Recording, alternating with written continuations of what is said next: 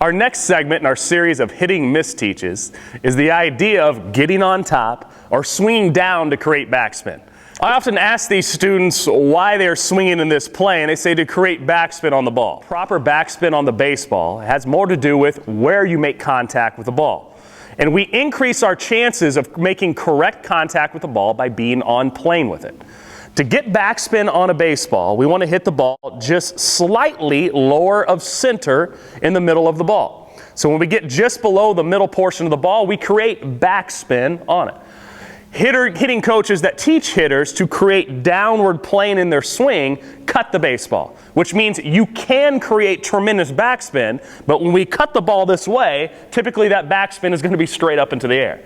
That is the elevator shaft, a fly ball to the catcher just in front of home plate. Or they get on top of it and they beat it straight into the ground in the high chopper.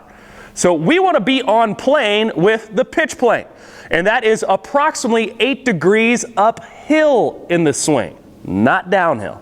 So we want to match the plane of the pitch. And of course, most pitchers when we get to the adult level are above 6 foot tall and they're on a raised mound. So the ball is going to be coming slightly downhill. We want our bat to match that plane and stay in that zone as long as possible.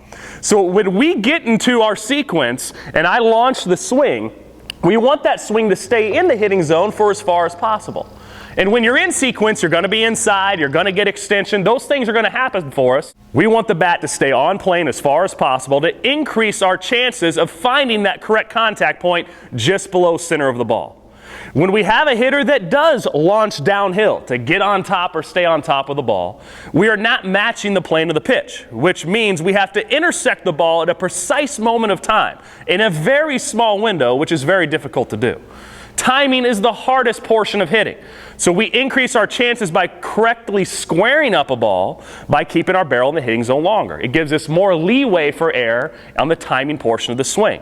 By swinging downhill and not matching the plane of the pitch, that hitting window becomes extremely narrow and makes the timing portion of the swing almost impossible. So telling your hitters to swing down on top of the baseball to create backspin not only minimizes their chances of hitting a hard line drive with backspin, more likely hitting a chopper or the elevator shaft fly ball, but it also makes the timing portion of the swing nearly impossible.